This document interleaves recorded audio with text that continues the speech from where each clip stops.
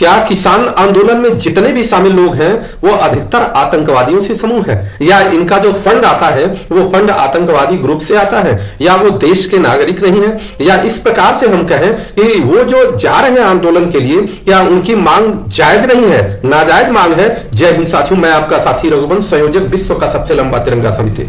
मित्रों, आज भारत में किसानों का आंदोलन चल रहा है। किसान विभिन्न प्रकार से अपनी योजनाओं के साथ दिल्ली कूच किए हुए हैं, परंतु सरकार और किसान के बीच में जो झड़प हो रही है वो भी एक योजना के अंतर्गत ही हो रही है। देखने को यह पता मिलता है कि आप सभी लोग देखेंगे कि किसानों को रोकने के लिए बीच सड़क पर बड़े बड़े किल लगाए गए हैं कि उनके ट्रैक्टर उसको पार न कर पाए, या रोकने के लिए बहुत सारी व्यवस्थाएं बनाई गई हैं जिससे कि वह पार न कर पाए। सोचना है कि इस देश में, जिस देश में किसानों के आंदोलन पर इस प्रकार से प्रतिबंध लगाने की बात हो या इस प्रकार से रोकने की बात हो, करोड़ों रुपए जो जनता का टैक्स है वो करोड़ों रुपए टैक्स केवल और केवल इसलिए खर्च हो जाता है कि इस देश का ही जो अन्नदाता है वही अपनी मांग को मनवाने के लिए वह एक आंदोलन छेड़ता है, और उस आंदोलन को रोकने के लिए करोड़ों रुपए, अरबों रुपए खर्च हो जाते हैं और नए नए तकनीक का उपयोग होता है। आज के समाचार पत्रों में आप देखेंगे तो पुलिस ने पहली बार ड्रोन का इस्तेमाल किया था। किसानों के आंदोलन में आंसू गैस के गोले इत्यादि दागने के लिए ड्रोन का इस्तेमाल किया पहली बार।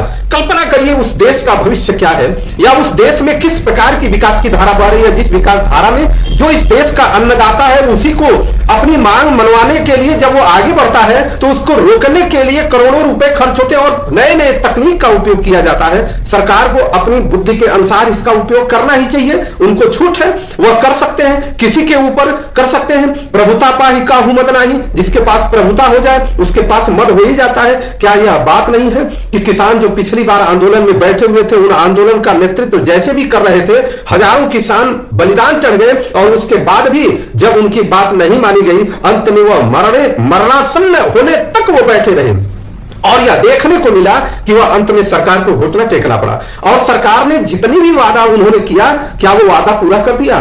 सरकार का जो वादा था वह वादा पूरा हुआ? क्या सरकार पूरी तरह से अपने वादे के साथ चल रही है? इस देश में जो अगर ग्राफ देखा जाए, उस ग्राफ के हिसाब से पंजाब हरियाणा के किसानों में सबसे ताकतवर लोग माने जाते हैं किसान, और उन्हीं के बल पर यह माना जाता है कि देश में बहुत सारे अन्न उत्पादन की व्यवस्थाएं चलती हैं, चाहे कृषि संयंत्र हो या कृषि उत्पादन की बात हो या खाद की बात तो हर जगह चलती है। हालांकि और जगह पर थोड़े बहुत जो भी उत्पादन की या जो यंत्र की बात हो वह तो होता ही है, परंतु मुख्य रूप से वही है। और अगर हम एक नए विभाग को डेवलप कर देंगे, वह विभाग केवल इसलिए काम करना प्रारंभ कर देगा कि ये आतंकवादी है, इसमें खालिस्तानी है, इसमें देश के विरोध में विचारधारा चलने वाले हैं, तो ये देश का दुर्भाग्य नहीं होगा तो क्या होगा? आज देश श्री राम के प्राण प्रतिष्ठा के बाद राम राज्य की स्थापना की तरफ चल रहा है। क्या राम राज्य की स्थापना में इस प्रकार का भाव था? लेकिन उसी श्री रामचरितमानस में राम राज्य की स्थापना में इस बात को कहा गया है कि जब प्रजा जाऊ राज प्रजा दुखारी सो नृप अवश्य नरक अधिकारी। अगर प्रजा उसकी दुखी हो जाती है तो वहां के राजा का क्या हाल होता है?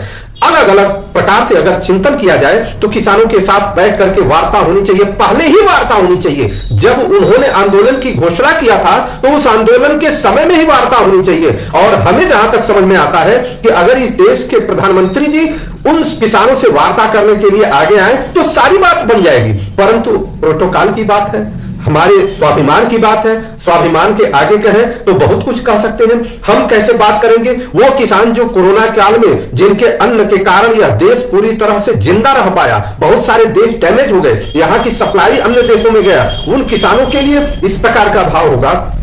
और सोचने की बात क्या है, और उन्हीं किसानों को लोग कहेंगे, और कुछ ऐसे भाग के लोग आकर के कहेंगे कि ये खालिस्तानी आतंकवादी फलाने का इस प्रकार से आरोपित करेंगे। और यह समझने की बात है, यह वही लोग विशेष रूप से कहते हैं जो लोग कभी खेती नहीं करते, वही लोग विशेष रूप से कहते हैं जो किसी एक निश्चित पार्टी, भारतीय जनता पार्टी के सदस्य हैं, वही लोग कहते हैं। उसके अलावा कोई भी व्यक्ति इस बात को नहीं कहता। आज आंदोलन की बातों को दबा दिया जाएगा या आंदोलन की विधा को दबा दिया जाएगा तो लोग अपनी बात कहेंगे कैसे? गोरखपुर विश्वविद्यालय में एक घटना घटी कि एक लड़का वो अपनी बहन का मार्कशीट लेने के लिए गया, मार्कशीट नहीं हम कहें प्रमाण पत्र जो होता है डिग्री लेने के लिए, 2 महीना से दौड़ा रहे थे। सहजता से वह समझ रहा था कि यहां तो मुख्यमंत्री जी का शहर है, 2 महीना से दौड़ाए जा रहे। अंत में जब वो परेशान हो गया तो कपड़ा फाड़ करके उसी यूनिवर्सिटी गेट के सामने जब दौड़ना शुरू किया, आंदोलन शुरू किया, भगदड़ मच गई और 2 घंटे के अंदर उसका प्रमाण पत्र मिल गया।